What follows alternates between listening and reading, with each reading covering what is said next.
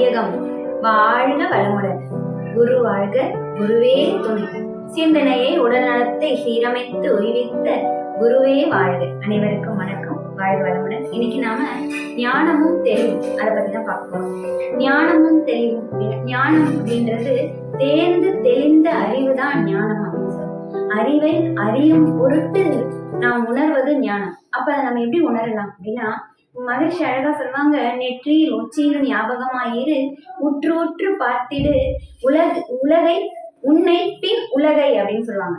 அதாவது பற்றற்ற வாழ்வு நிலைக்கும். அதாவது என்னன்னா, நாம எந்த நேரமும் நம்ம இருவிழி மூக்கு முனை அப்படின்னு சொல்லக்கூடிய அந்த ஆகினையில நாம கவனத்தை எந்த நேரமும் வச்சிருக்கும் போது, அந்த உச்சந்தலை சகசிரநாமம் அப்படின்னு சொல்லக்கூடிய அந்த இடத்துல நினைவை செலுத்தும் போது முதல்ல நாமளை கவனிக்கணும், அடுத்தது உலகை கவனிக்கணும் அப்படின்னு சொல்றாங்க. நம்ம தன்னை அறிய தனக்கொரு கேடில்லை அப்படின்னு சொல்லுவாங்க திருமூலர். அப்ப நாம முதல்ல நம்மளை தெரிஞ்சுக்கிறது தான் உண்மையான ஞானம். நம்ம கிட்ட என்ன விஷயங்கள் இருக்கு, என்ன நம்ம உணர்வுகளால நம்ம ஒவ்வொரு செயல்களையும் நம்மளால என்ன செய்ய முடியும், நல்ல செயல்கள் என்ன செய்ய முடியும்னு நாம தெரிஞ்சுக்கணும். அப்புறம்தான் மற்றவர்கள்ட்ட உள்ளதை நாம எடுக்க முடியும். அப்ப தன்னை அறிய தனக்கு ஒரு கேடு இல்லை. நாம எந்த ஒரு விஷயத்தையுமே தேர்ந்து தெளிந்து பெறக்கூடிய ஞானம் மிக சிறப்பானதா இருக்கும். அது கல்வியாகவும் இருக்கலாம், நாம் பார்க்கக்கூடிய தொழில், நாம் ஒவ்வொரு சிறப்பான செயல்களையும் ஒரு தெளிந்த ஞானத்தோடு செய்யும் போது அந்த செயல் மிக சிறப்பா அமையும். அப்போ அந்த ஞானம் அப்படிங்கிறது ஒவ்வொரு செயலையும் பிரதிபலிக்கும். இதை நான் ஒரு அழகான கதை மூலியமா சொல்றேன். ஒரு மிகப்பெரிய குளம், அந்த குளத்துல ரொம்ப நாளா ஒரு ஆமை வசிச்சுட்டு வந்துட்டு இருக்கு. அது அங்க இருக்கிற சின்ன சின்ன உயிரினங்களுக்கு ஏதாவது ஒரு அதால முடிஞ்ச உதவிகளை செய்துக்கிட்டு இங்கேருந்து அங்க கொண்டு போய் விடுறது, இல்லை ஏதாவது அதுகளுக்கு உணவு வேணும்னா தள்ளி கொண்டு வந்து கொடுக்கறது அப்படின்னு நல்ல உதவிகள் செஞ்சுட்டு வாழ்ந்துட்டு இருக்கு. அப்படி வாழ்ந்துட்டு இருக்கும்போது ஒரு நாள் அந்த ஆமையை தேடி ஒரு தேள் வருது. ஆமாண்ணே, நான் உங்ககிட்ட கொஞ்சம் பேசணும் அப்படின்னு சொல்லி, இது மாதிரி நான் என்னோட உறவினர்கள்லாம் அக்கறையில தான் இருக்காங்க, என்னால் அங்கே போக முடியாது, நான் தண்ணியில போகணும், நீங்க எனக்கு உதவி செஞ்சு உங்க மேல கூட்டிட்டு போய் நாங்கள் விடுறீங்களா அப்படின்னு. இது ஆமை கொஞ்சம் யோசிக்குது. ஏன்னா மற்ற உயிரினங்கள் அப்படின்னா பிரச்சனை இல்லை, தேள் தன்னுடைய கொடுக்கலையே விஷத்தை வச்சிருக்கோம் இல்லையா, அப்ப எப்படி கூட்டிட்டு போறது அப்படின்னு யோசிக்குது. உடனே தேள் சொல்லுது, அண்ணன் நீங்க யோசிக்காதீங்க, நான் உங்களை கொட்ட மாட்டேன், ஏன்னா நீங்க எனக்கு உயிரை கொடுத்து உதவி செய்றீங்க, அதனால நான் கொட்ட மாட்டேன் அப்படின்னு சொல்லுது. திரும்பவும் ஆமா அமைதியாவே இருக்கவும் ஆமையே சொல்லுது, திரும்பி சொல்லுது என்னன்னா, ஏன்னா நீ எப்படி நான் நம்புறது, ஏன்னா நீ கொடுக்கலையே விஷம் வச்சிருக்க, உன்னால எப்படி கொட்டாம இருக்க முடியுமா அப்படின்னு. நான் சத்தியம் என்னாலும் செய்து தரேன், நான் கொட்ட மாட்டேன், ஏன்னா நீங்க என்னை காப்பாற்ற போறீங்க, ஏன்னா நான் உங்களை கொட்டுனா என்னோட உயிருக்கும் தானே ஆபத்து வரும் அப்படின்னு இது சொல்லுது. அதுவும் இல்லாம நீங்க ரொம்ப வலிமையானவங்க அப்படின்ற வார்த்தையை வேற சொல்லுது. ஏன்னா அது ஓடு இருக்கு இல்லையா மேல, அதனால சரின்னு ஆமா உடனே புரிஞ்சுக்கிச்சு இது எதை வச்சு சொல்லுது அப்படின்னு. சரி வா அப்படின்னு கூட்டிட்டு போகுது. நான் சத்தியம் பண்றேன், நான் உங்களை கொட்ட மாட்டேன் அப்படின்னு இது சொல்லுது. கொஞ்சம் தூரம் போனோடனே இந்த தேள் அமைதியா இல்லாம என்ன பண்ணிடுச்சு, இப்போ ஓடு இவ்வளவு ஸ்ட்ராங்கா இருக்கே, நம்ம கொட்டி பார்ப்போமே அப்படின்னு முதல்ல ஒரு கொட்டுது.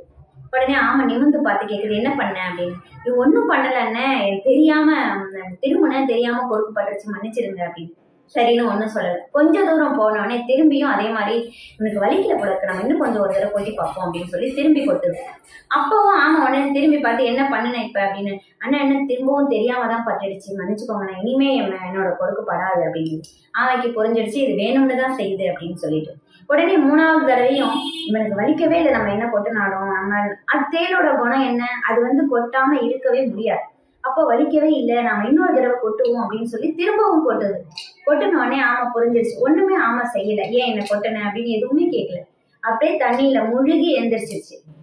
ஆமையால இந்த உள் நீச்சல் போக முடியும் இல்லையா, அது தேள் முழுகினோடனே தேள் தண்ணி உள்ள போயிடுச்சு.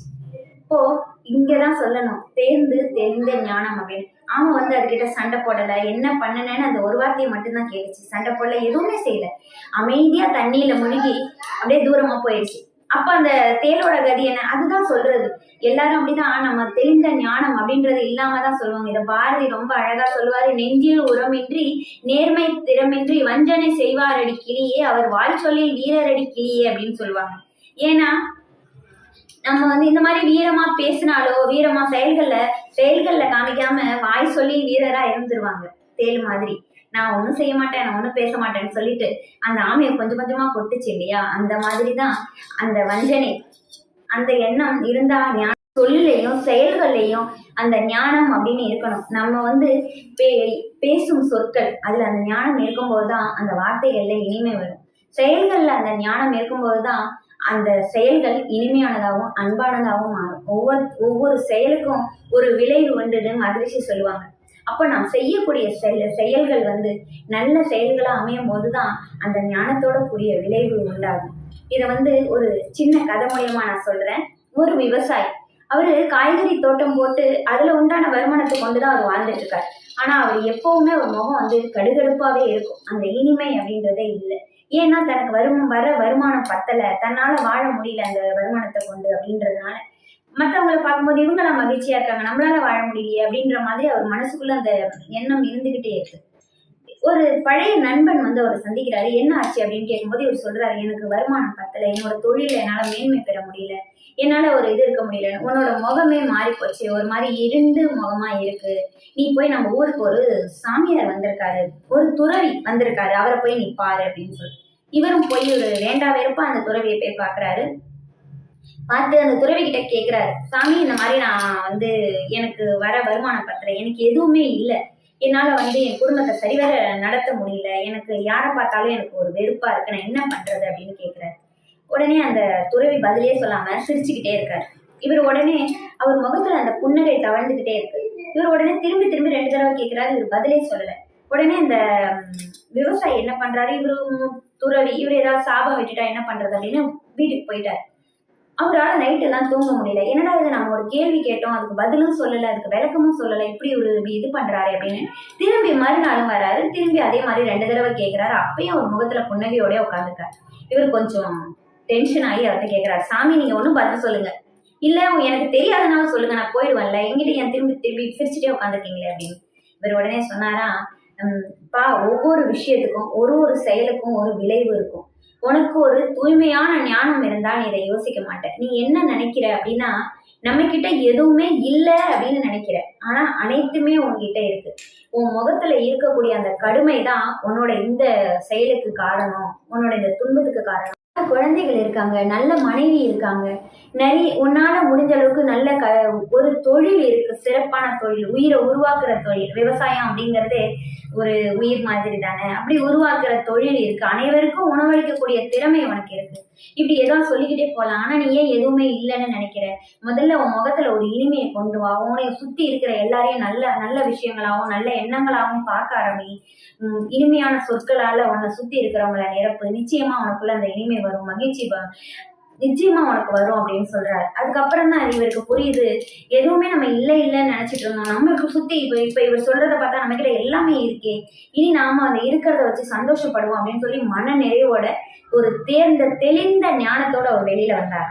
இப்படிதான் இது வந்து அழகான ஒரு பாடல் இருக்கு. புண்ணியம் வேண்டேன் புகழதும் வேண்டேன், பின்னிடுமா உன் பெருமையும் வேண்டேன், உன்னிலே ஒடுங்கும் ஒன்றுதான் வேண்டும், எண்ணில்லாத அடியவருக்கு அப்படின்னு சொல்லுவாங்க பாடல்ல மணிவாசக பெருமான். இது எவ்வளவு அழகான பாடல் இல்லையா? அதாவது புண்ணியமும் வேண்டாம், புகழும் வேண்டாம், எந்த பெருமையும் எனக்கு வேண்டாம், ஒன்னெல்லாம் ஒடுங்குற ஒரு பண்பு போதும் அப்படின்னு சொல்றார். ஞானம், உயர்ந்த ஞானம் அப்படிதான் கேட்கும். அப்ப நாம் ஞானத்தோடு செயல்பட வேண்டும்னா சொல்லிலும் செயலிலும் எண்ணத்திலும் இனிமையையும் அன்பையும் கொண்டு வருவோம், ஞானத்தை உயர்வாக போற்றுவோம் அப்படின்னு சொல்லி இன்னைக்கு நிறைய தகவல்களை பார்த்துருக்கோம். இன்னும் வரும் நாட்கள்ல நிறைய தகவல்களோட உங்களை சந்திக்கிறேன். நன்றி, வணக்கம், வாழ்க வளம்.